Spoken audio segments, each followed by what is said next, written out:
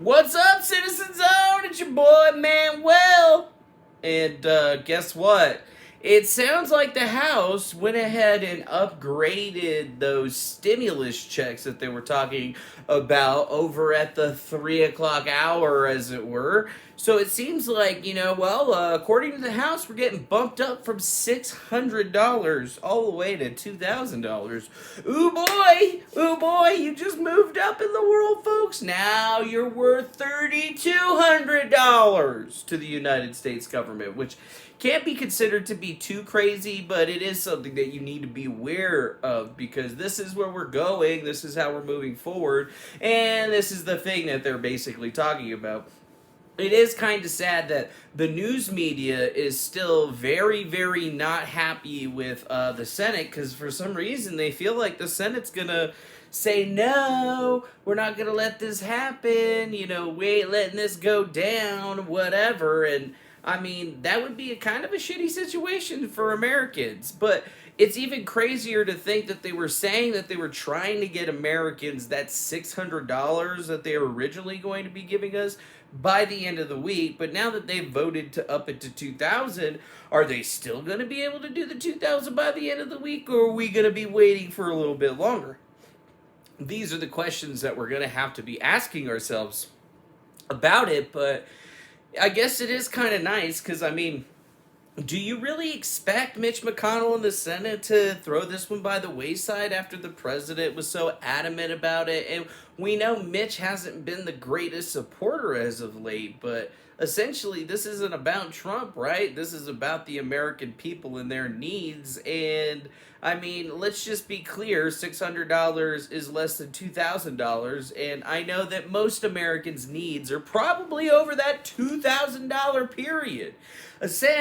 Essentially, it kind of makes you wonder if this is all it's going to be, because like a lot of folks were seemingly going all crazy that Trump vetoed that shit and vetoed the National Defense Authorization Bill, but here we are. He went ahead and pushed through the $600 thing. He just said, hey, I want to see that get raised to $2,000, and we're still looking at the National Defense Authorization Act, and they're basically trying to repeal that right now, or veto the veto, or unveto the veto. I'm not exactly sure what the proper vernacular is on that situation. But here we are, just kind of saying and wondering that there is something happening. We got a little bit of goods, and I know that that's going to be some sweet relief for a lot of individuals, but are they going to be able to get this to us within the next 2 weeks? Is the Senate going to actually be cool and finally look at the American people and say, okay,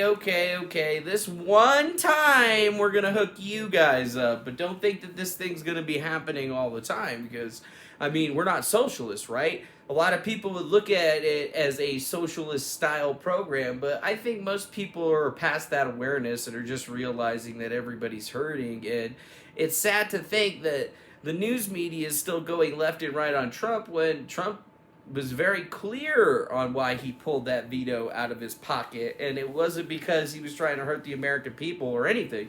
It's because he's just pissed off at how much the House and the Senate haven't been listening to shit. They put up a COVID relief bill that barely had anything to do with COVID and relief in the United States. They were paying everybody else and their moms out. And now we got this defense authorization bill where they're still trying to float in the Section 230 stuff. And I'm with Trump.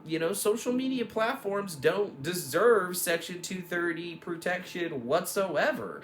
They're not fucking blogs. They're not message boards like they used to be. This isn't AOL. And by the way, didn't you remember that Section 230 came about because a company called Prodigy was censoring people on their platform, and they found out that they were censoring people on their platform without, or kind of one-sidedly, and that's all of a sudden why that happened. That company got destroyed, and that company, AOL, went through and said, hey, we need protections from this stuff. And even then, back then, AOL was like an ISP delivering out content and shit, But it wasn't like a social media platform. I mean, the platforms of the old were like, you got to log in, you got to type your little thing, you know, it was very trackable. What you have going on social media right now is completely different. These people are monetizing you. It is a business. They sell your information.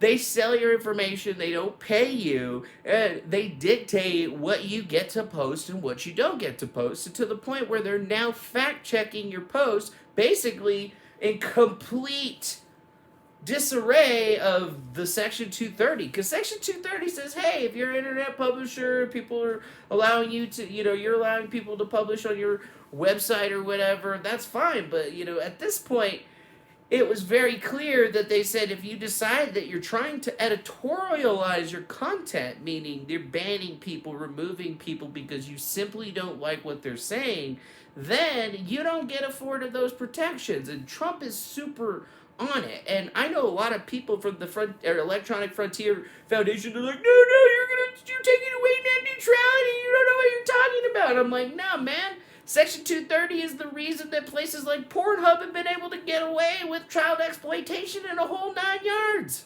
I mean, they've indicted and arrested people that were involved, the people that were posting videos to that website that had been like raping women and underage women and posting it on the internet and making tons of money. And like, Pornhub's still asking for Section 230 power, even though it's clear that they don't get it. But with places like Facebook, Twitter, YouTube, they've just decided, well, guess what? We got Biden in the presidency now, so we can do whatever we want. But the reality is they can't.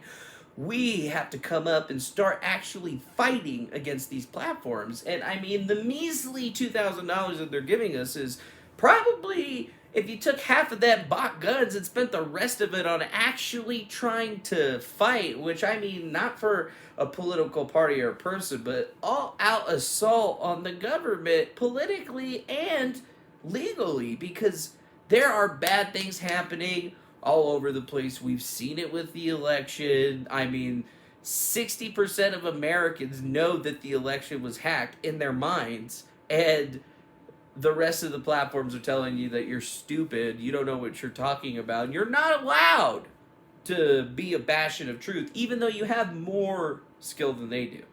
It's a crazy place, but hey, at least you're getting a little bit of cash, right? So let me know what you think in the comment section below. Hit that like button, subscribe, do all that good jazz, and we'll definitely see you again on the next one. Adios, much love, and I hope you have a great day.